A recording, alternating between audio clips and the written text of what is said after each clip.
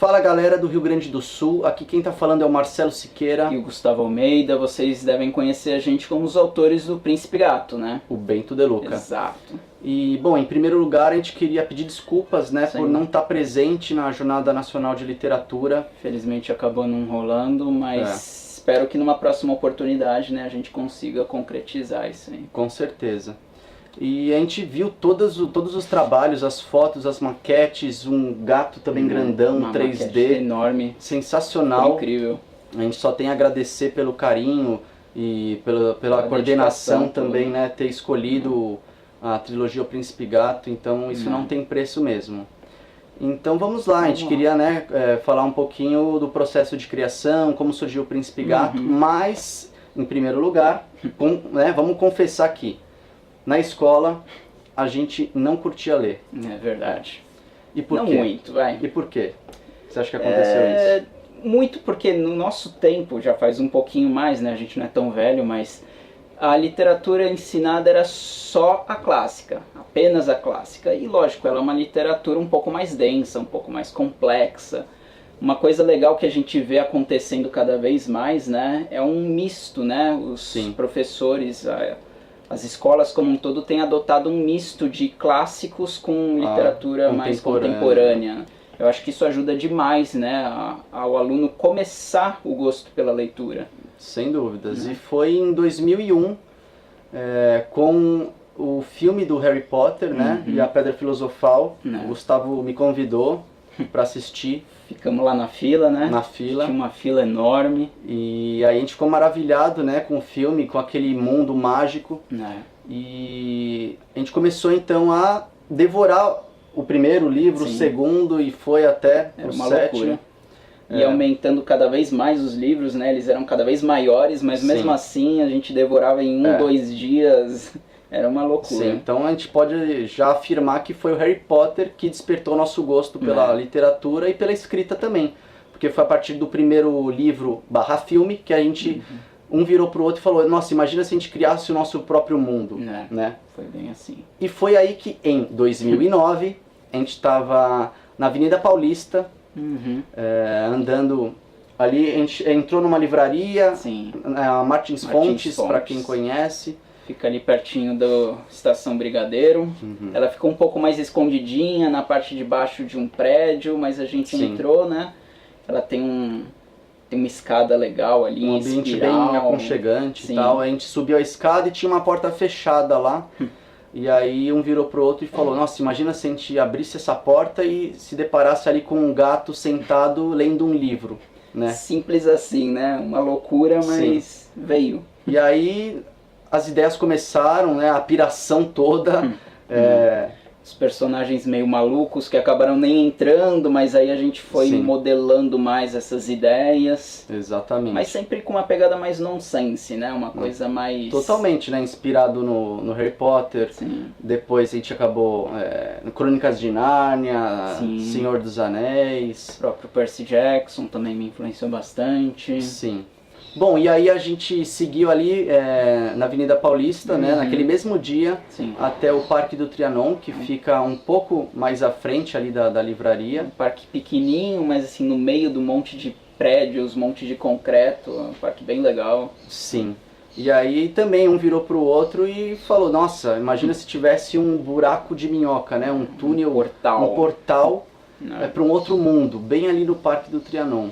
Esse buraco de minhoca, hein? Vamos explicar um pouco? Então, o que é um buraco de minhoca? Ele nada mais é que um túnel dimensional que interliga 2 mundos, né? A gente até pegou aqui um papel só para demonstrar, né?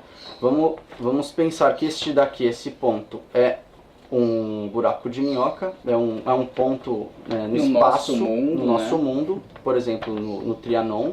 E este é Marshmallow, o reino do Príncipe Gato, né? Que seria o outro lado do portal. Eles parecem estar muito distantes, né? Exatamente, mas se fizermos isso... aí eles ficam praticamente sobrepostos. É um conceito que existe, é claro que a gente brinca um pouquinho, a gente não segue 100%, mas é um conceito da física quântica, né? Então... uma dobra no espaço-tempo. É uma dobra, exatamente. E o tempo? O que é o tempo, afinal, Aí né? complicou, hein? É uma questão bem complexa. Eu acho que vocês trabalharam um pouco isso aí também no projeto, né? É a principal temática do primeiro livro, né? O Príncipe Gato está sempre correndo contra o tempo. O tempo é o empecilho maior. Ele tem desafios, mas é sempre aquela trama rápida, né? Corre pra cá, Sim, corre pra sim. lá. E ele precisa correr porque o mundo dele está em risco, né? Tá à beira da destruição. Exato. E tá Um caos. finalizando um ciclo, né? Uhum. Então ele precisa virar a ampulheta do tempo para recomeçar essa contagem, para recomeçar, para novo começar ciclo. um novo ciclo, né? A gente brinca bastante com o tempo dessa forma, assim, a nossa vida mesmo é cheia de ciclos, né? Sim. O tempo ele não acaba ali, é eterno, mas sempre a gente tem marcações, a gente sempre está querendo novos ciclos, recomeços. Então o Príncipe Gato está na luta para que o mundo dele tenha um recomeço, né? Que ele tenha uma nova possibilidade de seguir adiante. Exatamente. O fim é apenas o começo. Sim. Né? Então é uma evolução cíclica, né? É eterna. Exato.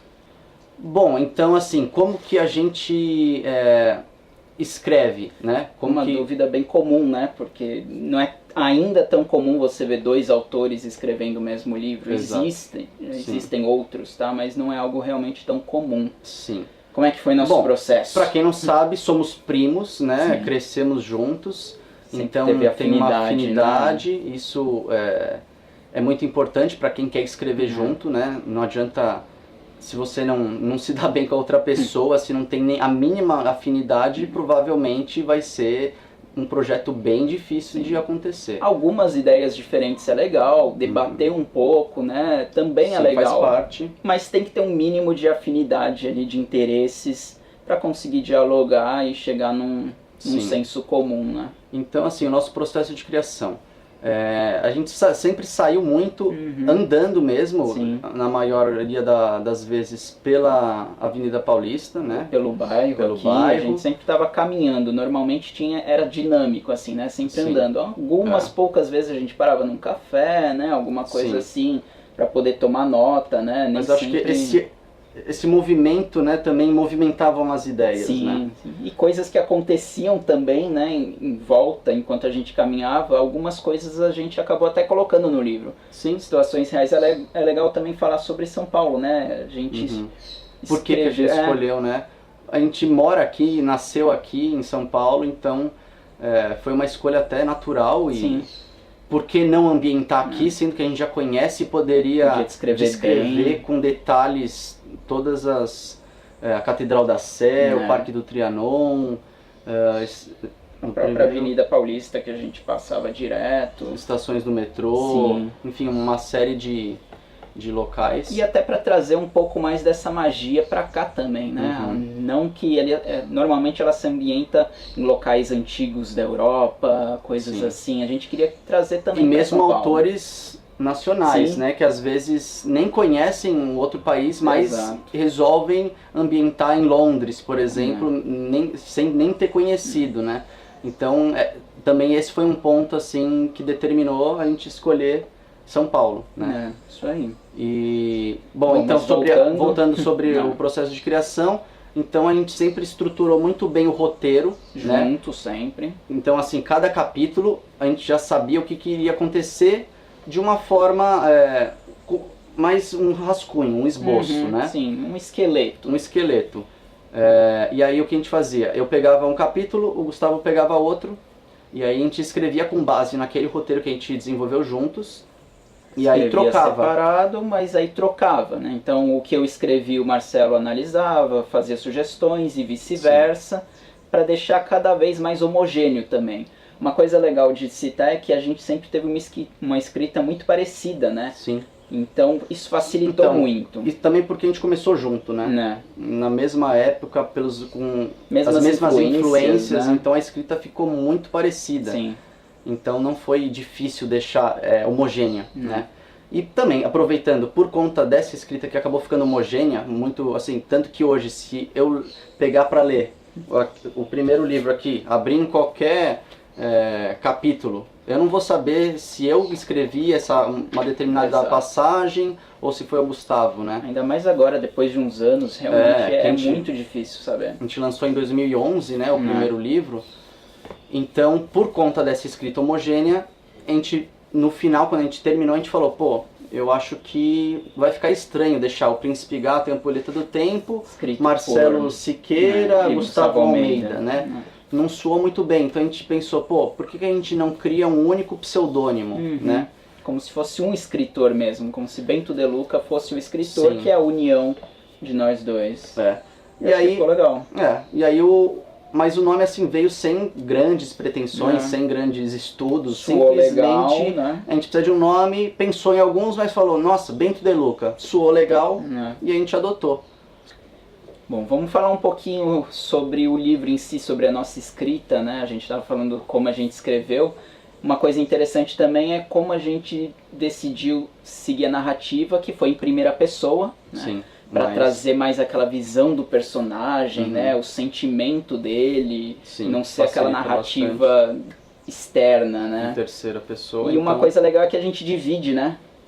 Cada personagem. A gente dividiu no primeiro livro, né, em 3 visões, né? Sim. A do Hugo, que é este daqui, que é um humano, né? Ele é um pouco mais introspectivo, tem né? 17 anos. Tem algumas dificuldades no passado dele que deixam ele um pouco mais isolado, né? Sim. E, bom, tem o próprio Príncipe Gato. O Príncipe Gato. Que ele conhece Deixa eu achar bem logo ele aqui. No começo do livro. Já é um cara mais extrovertido, né? Com o ego mais inflado. Sim. Isso às vezes torna ele até mais engraçado em alguns pontos. Sarcástico ao extremo. Mas ao mesmo tempo também é parecido com o Hugo. Sim, né? eles têm um pouco de conexão. Tem conexão, pra quem não leu, né? A gente não vai dar nenhum spoiler, mas até o final do terceiro livro vai dar pra entender bem qual é essa conexão entre os dois personagens. Importantíssimo, né? Na história. E tem também a outra visão, outra narração do Eleanor. Querido Eleanor, né? Ratinho bem esperto, bem inteligente. É o grande sábio, né, da trilogia. Que ajuda a conectar os dois também, né? Porque só o Eleanor para fazer isso. Não ia dar certo, né? E o grande sábio, ele falava diversas línguas, lava louça como ninguém. Faz de tudo. Artes marciais, é o cara esse daqui. Esse é o cara. Eleanor é o cara. E, bom, então no primeiro livro são esses 3 pontos de vista aí, essas visões. Já no segundo livro entram outros personagens, no terceiro também. Mas a gente vai focar só no primeiro, então. Mas sempre realmente dividindo, né? Também sendo uma narrativa em primeira, mas não de uma pessoa única, né? Acho legal a gente mostrar realmente diferentes pontos de vista da história. Até deixa mais dinâmico o livro, né? Sempre termina um capítulo, entra outro personagem, então você tem que sempre pensar, para quem gosta de escrever, quer escrever, é sempre pensar nos finais de cada capítulo para deixar uma tensão, pro leitor ficar afim de, nossa, eu quero saber o que vai acontecer. Isso é muito importante. Só que normalmente a gente intercalava com uma outra visão, né? Então te deixava ainda mais nessa angústia. Costurando, né? Porque quando terminava de um, já entrava o outro personagem, e aí você voltava no outro que você queria saber antes, aí você já quer saber o do...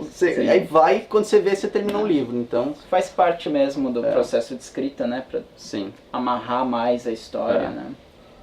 Bom, galera, então eu acho que deu para passar um pouquinho né, desse processo de criação, como surgiu o Príncipe Gato.